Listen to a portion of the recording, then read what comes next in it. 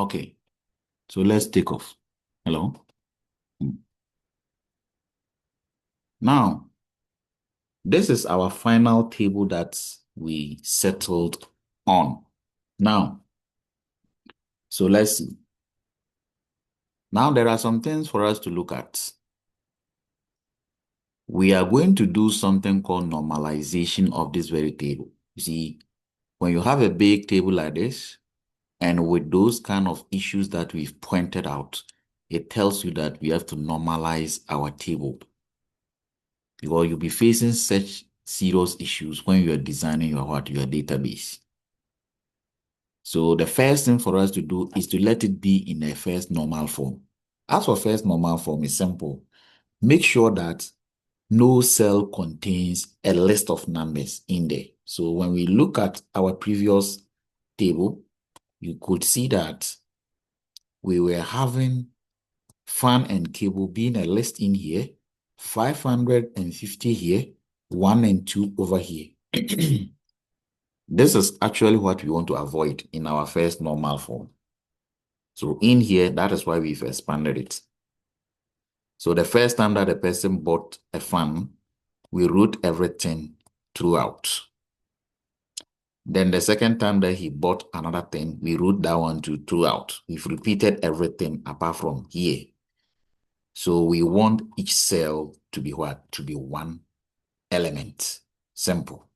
So right now we are done with our first normal form. Our table is now in the first normal form. Now, another mess has been created. Why? Because we are now having a lot of repetitions. Cable, cable, cable, TV, a lot of things. 2000, 2000, 50, 50, a lot. Amma here, Kwame, a lot of things have been what? Repeated. So let's look at how we can deal with those repetitions too. Now that brings us to, we have progressed to a particular point, as we said, but then the only issue is that we are repeating a lot of things in our what? In our table. So let's look at how we can correct that. So we have these ones going with us in there. Now, for us to have our second normal form, we have to look at something. You see, this is the critical aspect. You are dealing with customers and you are dealing with what? Products. Why don't we, with this journal that I've been recording, you see, this is a journal that is recording whatever transactions that I'm doing for the day. Let me take my pointer. This is a transaction that I'm doing for the day. But don't you think if I had this as a separate table somewhere, so that immediately I need something about Kwame, I'll only enter a number. That number will represent Kwame. Then I'll forget of this Kwame phone number. We are even lucky that we are having only 2 attributes that are describing a customer. Sometimes you'll be having the customer name, customer first name, customer surname, customer ID, customer age, customer hometown, customer street number, customer address, customer phone, a lot of things. So meaning every time that you do any transactions, you have to be recording all these things. No, we need to create a separate table so that that one will be holding our customers for us. Then when we need something that will represent a particular customer in this sales journal, I'll only write a number. So let's look at it in here. Look at what I've done. So if I try to create a table, a separate table for customers, look at this table over here. So this table is a separate table that is sitting somewhere. I've been able to give every customer an ID. Then I'll have a customer name, then I'll have a customer phone number. So if I'm still doing my sales for the day, and I get here and I see that a customer is buying something and the person is Kwame, I don't need to be listing a lot of things about Kwame here. I'll only create a column and call it customer ID.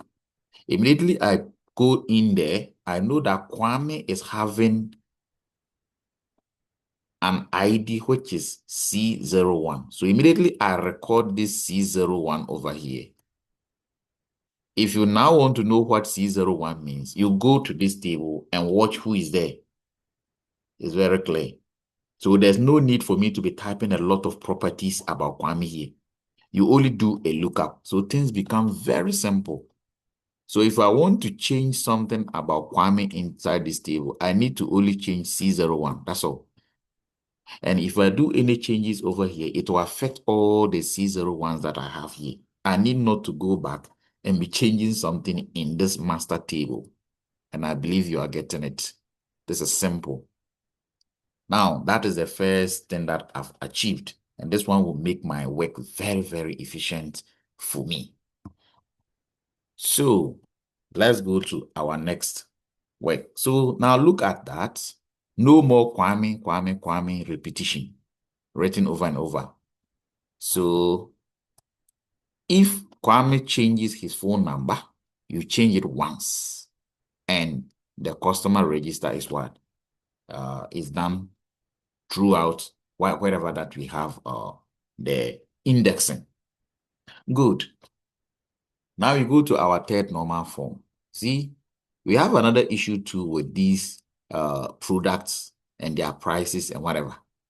So don't you think if I create, after this one too, I could have created a customer, a product table too.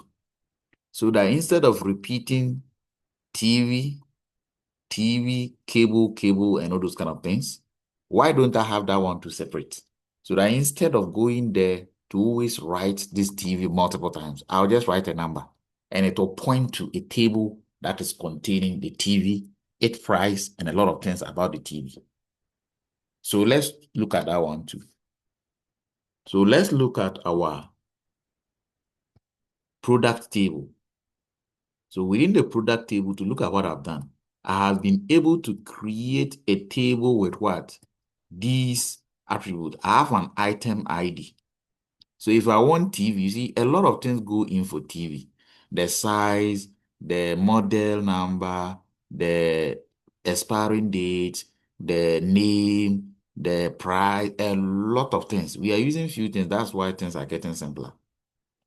So assuming we have all these things and somebody buys a TV and I want to record in this very table, I would have just written 101 in there showing that the person just bought TV. There's no need to be listing a lot of things about this TV because when you go to this table, you are going to see all those things in there for TV. So there's no need for you to be listing a lot of things. So when you look through the whole work that I'm doing, this journal or this sale table is shrinking, is becoming smaller, and we are only using values that are just IDs. So this one is the sales that I'm doing for the day. That one has no change. But then this one is there to be always be pointing to a particular customer, of which we are not listing a lot of things about the customer there. This one too is pointing to a particular item, of which we are not writing the properties, all the properties of the item.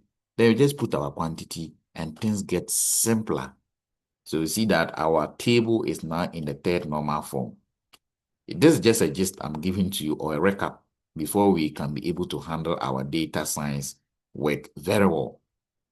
So that is it for now. Let's see what we can do next. Now, there are some exercises I wanted you to try your hands on. You see, you can create tables that are dealing with students, courses, you see. Then you have what? Lecturers. So if you are going to prepare registration, assuming you are the one in the department office who is registering students, anytime we want you to do a registration, you are going to create a big table. Then you say that maybe this is the registration number. So maybe registration number 1, what happened that day? You have a student name, the student that did the registration. You have student ID. Then you have student date of birth, student hometown, student mother's name, a lot of things about the student. When you are done, then you now come to the course that the person registered. The course title, the course name, and the course credit hours. Then you are going to the lecturer that teaches that course, the lecturer name, the lecturer what do you call it, staff number, the lecturer's PAR number, a lot of things. So you see that this table becomes very big and you are likely to be recording things that are what? A list in a particular cell. This is what we are avoiding. So why don't you create separate tables? So we are going to have 4 tables, of which one table is for what? Students. We have another table representing what? Courses. We have another table representing what? Lectures. Then we have our main table, which is the what? The registration table.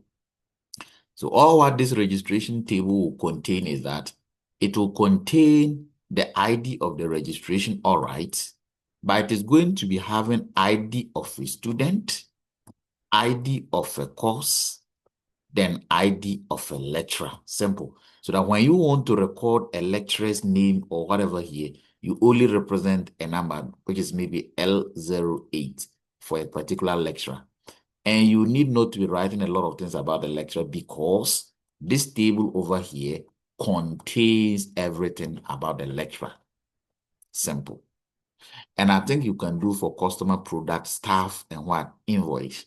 The customer is the one buying the thing. The product is what he's buying. The staff is the one who prepared the invoice for us. Then we have our invoice as the master table. So all these guys are going to be having their IDs inside this one. Then we have patients, we have doctors, then we have appointment. So your ability to find out which table is going to be the master table is a key. So definitely this is the appointment. The appointment is the one that is the master table. And it is going to have a patient's ID there and has what? A doctor's ID. So that they will be pointing to their main tables. You need not to write a lot of things about a doctor here in the appointment table. You need not to write everything about the patient in the appointment table. No, you only put an ID, which will point to them. Simple. When we come to a library management system, you can design a loan table, which is a master table. It is pointing to what? It will be having an ID pointing to a book that the person has what? Has taken. Because a book also have a lot of properties or attributes, and you are not going to list all of them in the loan master list. And the student that borrowed the book too, you are not going to list a lot of things about him in the master book. You only write a number that will point to the student. Simple. When we come to vehicle hiring or rent, you have a trip. The trip is the master table. What driver did we deal with? What was the vehicle that we dealt with? And what was the passenger? The passenger has his own attributes. The vehicle has its own attributes, and the driver too has his own what attribute. And they are all going to be IDs that will be pointed inside this very master table. Simple. So I wish you try and prepare these yourselves. Then when you go to the hotel bookings, bookings is a what? Is a master list. Like how we have registration, invoice, and whatever. Then the rooms are entities. You have to reference them there. Then the guests are also what? Entities. We reference them over there. Good. So this brings us to some keywords. We call some primary key, and we have another one, foreign key. Let's see. I have my master table. So let's go back there. I have my master table here. All of us now know that this journal becomes a master table. But look at these IDs that I've had here. This one is the what? The ID for the sale of the journal or the what? The sales, all right, which is 101, 102, 103 in that order. But then there's something that we are not paying attention to. We are still having another ID here. What's the difference between this ID and this one ID? This one is purposely for this table, all right. But then what we should notice is that there shouldn't be what? There should be another, or we shouldn't be repeating certain things in there. That is why we have created these numbers. But remember, these numbers also came from another table, and they are also serving as what? An ID in there. So this is where we come to something called a primary key. Always when you create a table, because you don't want some things to be able to be what to be the same, we try to give them an ID. So let's see this. If I have student ID, everything in here, student name, student date of birth, they can all be the same, but for ID is not the same. So the way I list it, maybe 01 for this first student, 02 for this next student. All these places can be the same for them. This one too can be the same for them. But for the ID, they will never be the same. So this one, we call it a primary key. So a column that is designated for this unique identification of a rule or a record is called the primary key. Now, in every table, we have a primary key, all right, like this sales. I think I made a mistake here. There shouldn't have been a repetition of this one there. It's wrong. Now, another table is also being referenced over here. You see, when we come in here, because we don't want to be writing everything about the product here or the customer here, we try to just put a number. A number will just be there. So this 0, C01 here is represented at what C01 in here. What is it doing? This one is sitting here pointing to this one in this table. So because when you come here, you see that one too as a primary key, because that one too is uniquely what it's used to uniquely what identify records over there, and there shouldn't be any repetition of it.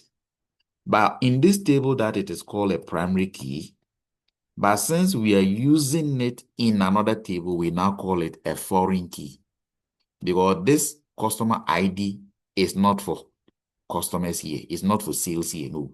The sale has its own ID. But somebody here called customer ID is here to represent customers in another table. Item ID here is also there to represent something called an item table over there. So these guys are called the foreign keys, whilst this one becomes the primary key. But every table has its own what? Primary key. As simple as that. So that is it for now. So we have, you see, when we started, we were having this very table, a very big or what, a very messy table. Then I took my time to go through. You see, this was the table that we were dealing with. And trying to record a lot of things here tells us that, or multiple times tells you that the thing will not be efficient. And we see that it is not normalized. So that is why we have to do normalization. And because of this, that I went back to do a lot of things. So you see, if I have the ability to now separate them, then I have a row table, then I now have maybe a person's table, then I can now create something in here in the person's table as a foreign key, which is pointing to maybe this table as a what? As a row table. So that is what we have in here. So you see that we've been able to create a row ID here. So instead of recording the name, the type of what? Role here as instructor or TA or student, I'll just write a number. So this number here is pointing to an instructor in this table. If you see this number here as 3, it's also pointing to student in this table.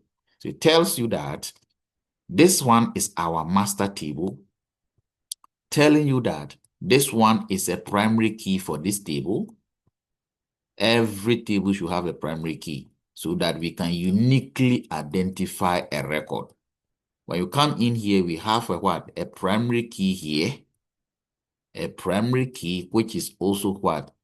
Uniquely identifying a record. But remember, we are still having this row ID here. And if we have it here, it is here purposely to index or to reference a table in another, a value in another table. That is why the one here is now called a foreign key. As simple as that. So after normalization, you see that we'll be able to separate our master table into what? A lot of tables. We create tables out of it. Then we try to what? Reference them by using what? An efficient way so that our exercise becomes very, very efficient. So let me see, that is it for now. So when I push this, then I'll try to deal with indexes. Indexes too is very, very, very important in database. All right, I think I can see that my time is still there. I'm not using the registered version. That's why always I try to cut it in the halfway.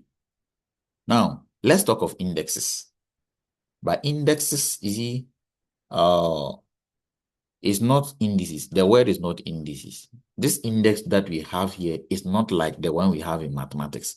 If you write 2 raised to the power 5, sorry, if you have 2 raised to the power 5, we say that the 2 is the base, then the 5 is the index. And if you want the plural of this, we see that it's indices. And that is not what we are talking about here. Let me give you a simple example. If I have a big book, bigger than the Bible, or bigger than the Quran, this is what normally happens. If there are some kind of diagrams inside this book, in some pages, immediately I want you to look for a particular diagram with a particular word. So let's say the diagrams in the, some of the diagrams are having something like, let's see,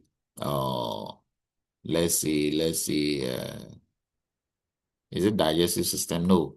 Let me just use a simple word. A simple word like entity. The word entity. So most of the diagrams have this word entity. If I ask you to tell me the pages that are containing the word entity, you will definitely be flipping through the book throughout.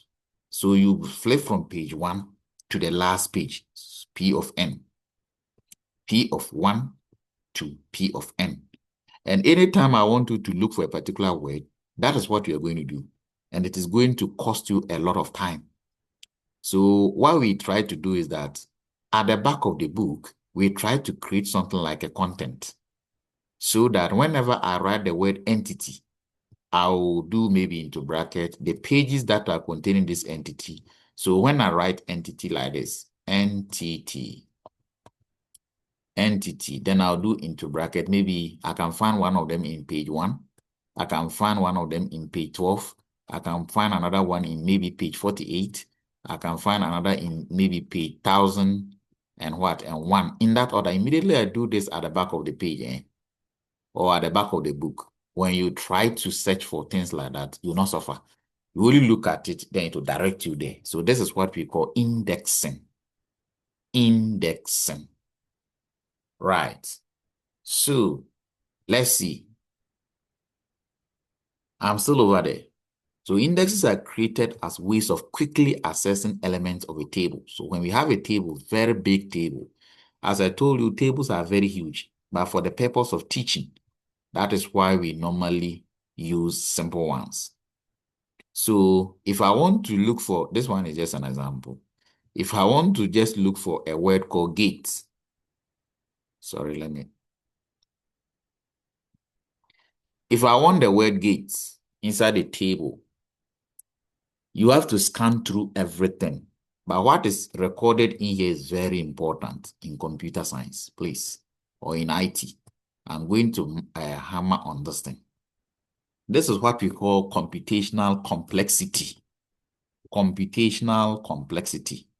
And this one that you are seeing is what we call linear, the linear increment.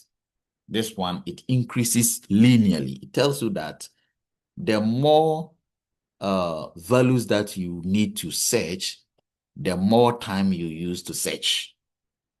I don't know whether you are getting me. So you see the word entity. If I say that you should search for entity, and assuming entity is found in 10 pages, it means the time that you are going to search for is maybe 4 hours. But then if the number that you are going to search for entities, if they are found in maybe 100 different pages, it tells you that the 4 hours will increase in that order. That's what we mean.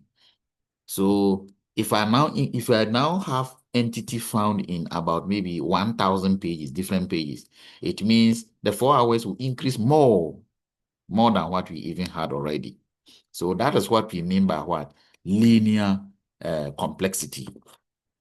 So let's look at something down there. This is just a simple SQL query that you write to get the word gate. What did I say? I said select from table people. The name of the table is called people. Select from it where the last name is what is gate. This is just a language that I'll just write and give it to the what? The database management system. And it will go there and fetch for it for me. But it will take time. Whilst the number of gates are found in various places, then the time taken to search for it will also increase. That is why we try to do what? We solve this problem by using indexes. Now, the full scan, if you try to scan through the whole table before you get something for me, or like scanning through a book before you get all the pages that contain the word entity, reading every page will take more time. So when you deal with indexes, checking the index at the back of the book, it will make things very, very fast because you just check it, then you just jump into those kind of pages. Now, but we have to know that things don't come easy like that. In computer science or in IT, whilst you are getting a particular advantage, it also comes with a particular what? Limitation. Indexes make, though the indexes are making the search fast, they slow down the writings. You see, when you are now entering a new record, assuming today you want to change something in the book and you are adding another word entity, another diagram called entity in another page, it means you have to take your time and update. So the updating tool becomes very, very, very tight and what? Difficult. Though the advantage for reading from it is easier, or the advantage of what? Reading is high, you still have a limitation of whenever you are updating something. So it's like inserting, updating, and deleting. All these things will take you time, but then it will pay off when it comes to when you are trying to what? To search. Because the database has to update the index every time data changes. Whenever something changes in the book, you have to go back there and change. So you also use extra storage space to what? To store the indexes. So this one too, though you have been able to make things quicker, your memory, that one we call it space complexity. We have time complexity and we have space complexity. Is that though the time complexity has gone down because we are now using indexes, your space complexity will also go up because you need another page, an extra page to store the indexes. As simple as that. Now let's look at what we mean by computational complexity. So as I said, the more values that you need to search, the more time will be increasing. But then the way you search it will tell you the kind of graph that we are following. For this one, we said it is linear. So linear means big O of n. We call it big O of n. So you see that while this one is increasing, let me change my pointer. So you see that while the number of inputs are becoming big, maybe the pages that contain the entities when they were 4, the time that I used was just here. But then as you see that it is increasing, maybe when it came to something like maybe 100, you see that it has now increased to this. When it came to maybe 1,000, it has increased. So the whole thing is what? It's linear. This is what we mean by the linear change. But then when you try to create indexing, that one you are moving to something else. And that one is called big O of log n. So when you now use indexing, that one uses what? Big O log n. And big O log n, you see that the graph look like this. It tells you that the time doesn't increase like the way the linear one increases. So this is the advantage. The advantage is that this one, whilst the input are increasing, it will get to a time, it will settle, and it will not just be increasing linearly to the input values that you are having over there. The time try to settle. And I hope you are getting it. So that is it for this video too. I think I don't want to go far because of the timing. So we will deal with the next video later. Thank you.